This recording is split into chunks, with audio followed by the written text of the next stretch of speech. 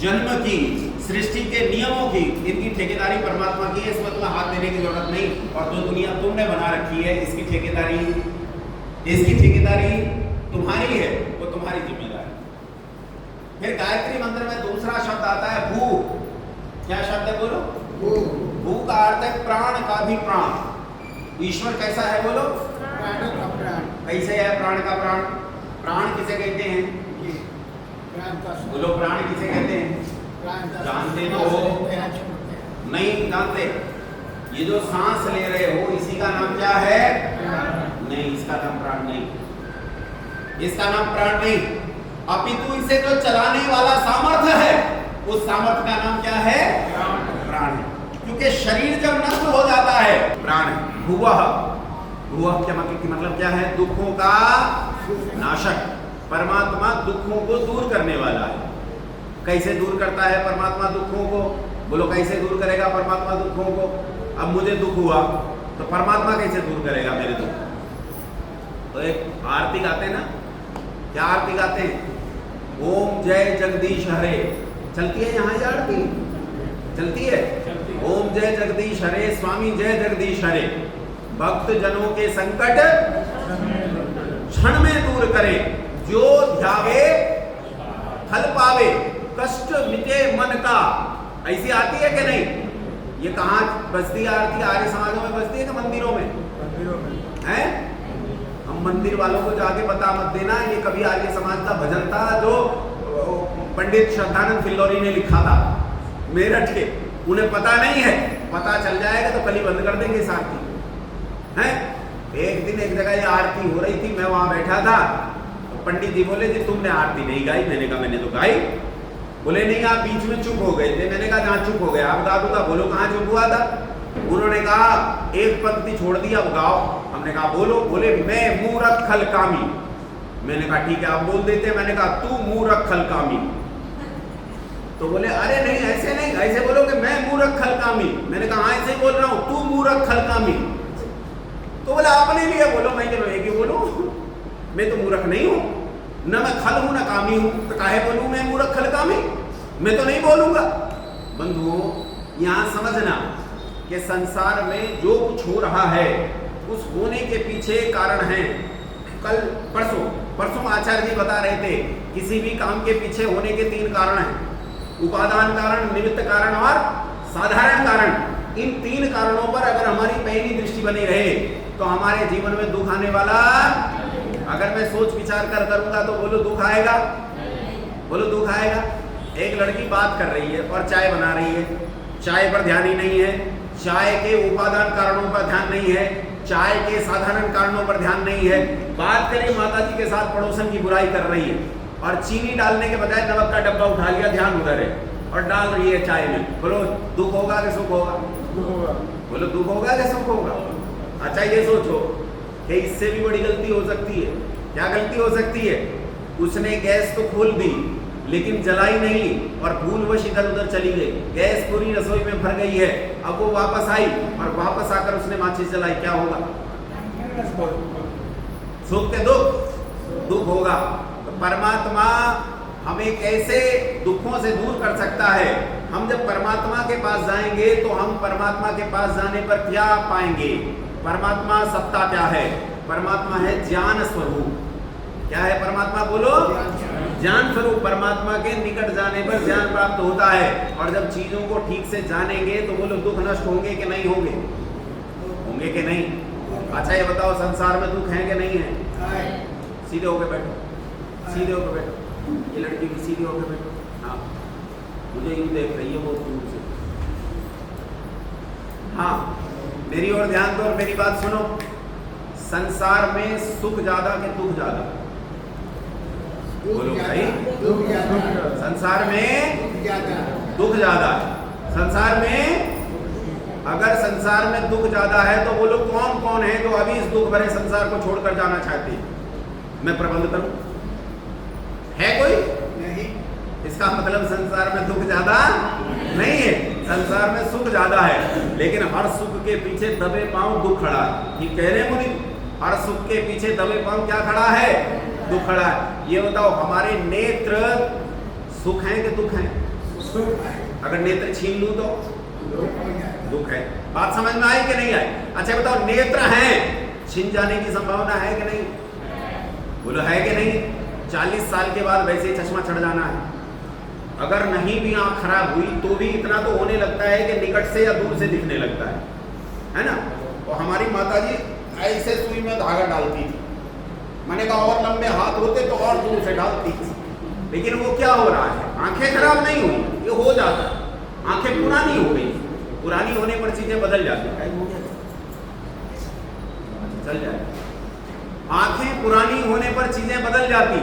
तो ये जो सुई में धागा डाल रही है माता जी, ये इसीलिए डाल रही है दूर से क्योंकि आंखों में थोड़ा दुख पैदा होने लगा है, और अब जब तक जिएंगी दुख बढ़ता जाएगा। बोलो समझ में आई कि नहीं आई बात? लेकिन अगर बचपन से ही आंखों का ध्यान रखा गया होता तो ऐसी गड़बड़ी नहीं होती, इसे और अच्छा चलाया जा सकता था। अच्छा, 2 लड़कों ने मोटरसाइकिल खरीदी, एक ये लड़का एक ये लड़का। एक लड़का मोटरसाइकिल को एकदम अप टू डेट रखता है, टाइम पे इसकी सर्विस कराता है, हाथ नहीं लगने देता, रोज झाड़ पोंछ के रखता है, गड़बड़ी नहीं होने देता। एक है, इसकी मोटरसाइकिल को कौन कौन चलाता है पता नहीं, कहीं गिर गई है, टूट गई है, सर्विस नहीं, कोई मैकेनिक नहीं, कुछ नहीं, कोई लेना देना। बोलो किसकी मोटरसाइकिल लंबी चलेगी? सर्विस वाले की कि बिना सर्विस वाले की? सर्विस वाले की मोटरसाइकिल। बस ये शरीर हमारा मोटरसाइकिल ही तो है, इसे जितना लंबा चलाना चाहते हो तुम्हारे हाथ में है। ये सारा शरीर सुख है, सारा शरीर क्या है? सुख है, लेकिन शरीर दुख भी बन सकता है। बोलो आंखें दुख हो सकती है कि नहीं? एक तिनका गिर जाए आंख में फिर देखो। कान सुख है, लेकिन कान दुख भी हो सकता है कि नहीं? हो सकता है, जिनके कान सच में खराब हो जाए। कुछ तो ऐसे झूठ मूठ करते, हमारे पिताजी को ऊंचा सुनता है, सुनता नहीं, पिताजी को आवाज लगाए जाओ, पिताजी मैं बाहर जा रहा हूँ, कुछ पैसे दे देते तो कहते हैं अरे पिताजी कुछ धन की जरूरत थी, क्या कह रहा है? नहीं सुनेगा। फिर दूसरा उपाय, चुपके से कह दो कि ये 2000 रुपए किसके पड़े हैं? मेरे हैं। अब सुन गया। पहले जब मैं मांग रहा था तब नहीं सुन रहा था, लेकिन जैसे ही मैंने कहा 2000 रुपए किसके पड़े हैं तब सुन गया। ये कान की गड़बड़ी नहीं है, ये तो गड़बड़ी दूसरी है। लेकिन सच में कान में गड़बड़ी आ जाए तो दिक्कत हो जाएगी कि नहीं हो जाएगी? हैं? 2 आदमी बस में जा रहे हैं, एक आदमी से पूछा, एक आदमी ने दूसरे से पूछा अरे मोतीहारी जा रहे हो क्या? तो दूसरा कहता ना मैं तो मोतीहारी जा रहा हूं। तो पहला कहता अच्छा मैंने सोचा कि कहीं तुम मोतीहारी जा रहे हो। बात दोनों एक ही कह रहे हैं, लेकिन कान नहीं है तो दुख पैदा हो गया, जीवन में चीजें समझ में नहीं आ रही। ये सारा शरीर सुख है, ये सारा संसार सुख है, इसे सुख तुम बनाए रख सकते हो, इसे तुम सुख बनाए रख सकते हो। एक काम करो, पीछे बैठे मेरे सुन रहे हैं, देख तो नहीं रहा हूं मैं, एक काम करो, अपने भोजन में से प्लास्टिक निकालो। तुम्हारे घर में भोजन में प्लास्टिक नहीं होना चाहिए। हमारे घरों में प्लास्टिक बहुत है कि नहीं? केवल ग्लास कप की बात नहीं कर रहा हूं, प्लेट्स की बात नहीं कर रहा हूं। अभी तो हमारे घरों में जो सामान रखा होता है वो भी किसमें रखा होता है? प्लास्टिक में। डब्बे किसके होते हैं?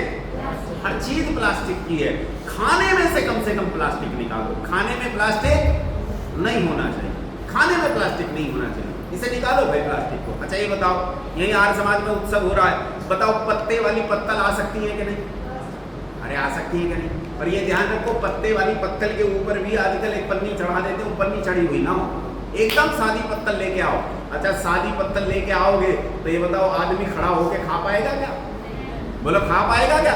दूसरा काम खत्म, पशु वाला काम खत्म, वो कहीं जगह ढूंढेगा नीचे बैठ के खाएगा, या तो तुम्हें उनके लिए बैठने की जगह बिठाओ। भाई सामान ले खड़ा होगे, लेकिन खा बैठ के, 4 कार्यकर्ता लगा दो, वहीं वितरित कर देंगे। अच्छा ये बताओ, कुम्हार वाले कटोरे गिलास कटोरी लाए जा सकते हैं कि नहीं? हाँ ना बोलो, लाए जा सकते हैं कि नहीं? अच्छा प्लास्टिक हटाया तुमने, डिस्पोज ऑफ होने वाली चीजें लेके आए, तो बोलो जीवन में सुख होगा कि दुख होगा? सुख हमने नष्ट किया। परमात्मा के पास जाओगे, वेद पढ़ोगे, स्वाध्याय करोगे, शास्त्र पढ़ोगे, ज्ञान आएगा, दुखों से दूर हो जाएगा। स्व का अर्थ है सुख स्वरूप। स्व का अर्थ क्या है बोलो? तो ये याद रखो, परमात्मा आनंद स्वरूप है। सुबह आचार्य जी ने यज्ञ कराते हुए आपको उपासना का एक छोटा सा काम कराया कि आंख बंद करके बैठो। तो तुम आंख बंद करके बैठो और परमात्मा के नाम का जप करो।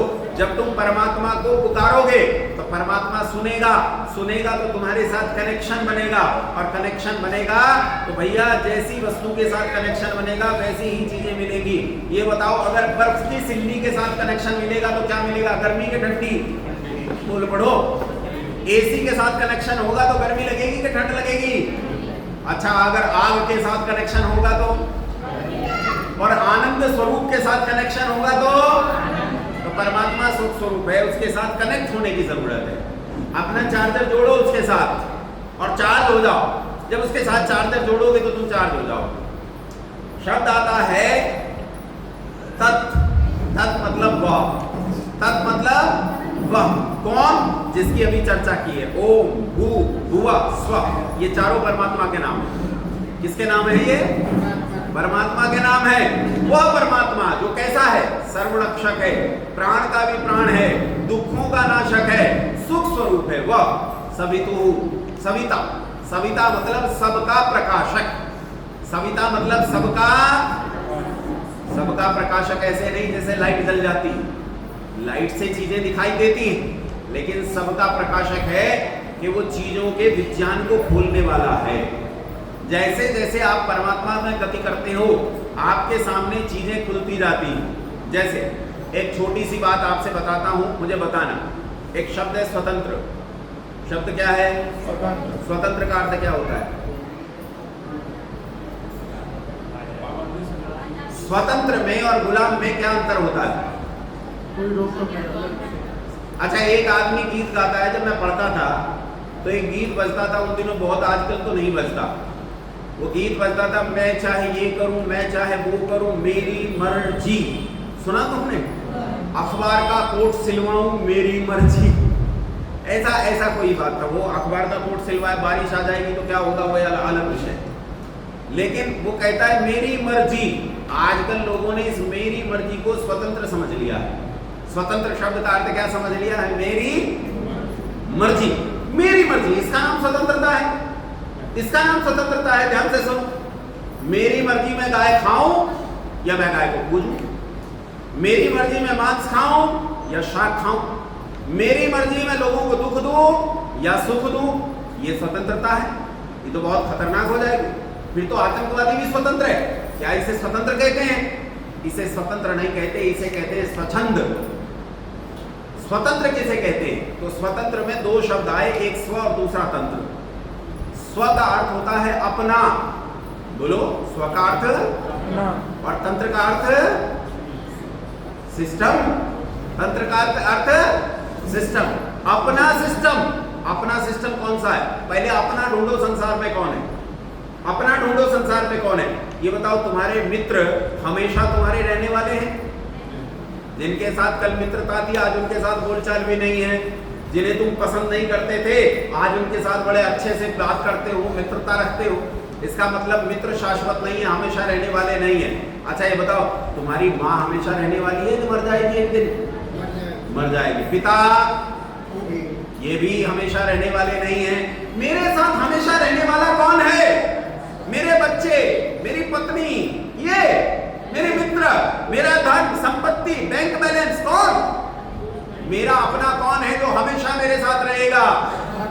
त्वमेव माता च पिता त्वमेव, त्वमेव बंधुश्च सखा त्वमेव, त्वमेव विद्या द्रविणम त्वमेव, त्वमेव सर्वम मम देव देव। कौन है मेरा? मेरा केवल एक है जो हमेशा से था, हमेशा तक रहेगा। मैं करोड़ों जन्म लूं, ये नहीं बदलता। मेरी माता बदलती है, पिता बदलते हैं, पुत्र बदलते हैं, मित्र बदलते हैं, संबंधी बदलते हैं, मेरा सुख और दुख बदलता है, लेकिन परमात्मा शाश्वत है, नहीं बदलता। यही मेरा है। इसे कहा स्व। और इस स्व का जो तंत्र है, इस स्व का जो अनुशासन है, उस स्व के अनुशासन में रहना, इसे स्वतंत्र कहते हैं। और स्व का अनुशासन है वेद। स्व का अनुशासन क्या है? बोलो, वेद। अर्थात जहां वेद की सत्ता है वहां स्वतंत्रता है, और जहां वेद की सत्ता नहीं है वहां स्वतंत्रता। मेरठ में एक बड़ा अंग्रेज पुलिस अधिकारी ऋषि दयानंद के पास आया, आकर बोला, स्वामी जी आपका पता चला है कि आप युवकों को स्वतंत्रता के लिए भड़काते हो, आप अंग्रेजी राज के खिलाफ विद्रोह करते हो, तो स्वामी जी ने हाथ जोड़कर कहा, आपको किसी ने गलत सूचना दी। कहा नहीं, मुझे ठीक सूचना मिली है कि आप युवकों को इस देश में अपनी सत्ता स्थापित करने के लिए प्रेरित करते। कहा बिल्कुल गलत सूचना मिली है। मैं इस देश के युवकों को यह प्रेरणा नहीं देता कि वो इस देश में सत्ता स्थापित करें। मैं तो उनसे कहता हूं कि तुम इस देश में वेद की सत्ता स्थापित करो, और केवल इस देश में नहीं, पूरी दुनिया में वेद की सत्ता स्थापित करो। इंग्लैंड में भी ओम का ध्वजा लहरानी चाहिए। मैं तो ये प्रेरित करता हूं कि पूरी दुनिया में वेद का शासन हो, और जब पूरी दुनिया में वेद का शासन होगा तो सब परमात्मा के नीचे जिएंगे। उस तंत्र का नाम होगा स्वतंत्र। ये जानकारी हमें तब मिलती है जब हम परमपिता परमात्मा के पास जाते हैं, वेद के पास जाते हैं। इसलिए कहा परमात्मा सविता यानी सबका प्रकाशक है। कैसा है परमात्मा? बोलो सबका। आगे पढ़ो, तत्सवितुर वरेण्यम। वरेण्यम कहते हैं जिसका वर्ण किया जा सके, जिसका वर्ण किया जा सके। अब ईमानदारी से बताओ, चपाती बनाई गई 4, एक चपाती जल गई, एक चपाती कच्ची रह गई, एक चपाती बेकार सी है, जमीन पे गिर गई थी, और एक चपाती एकदम बढ़िया है। तुम्हें खानी है तो कौन से वाली चपाती खाओ? बोलो।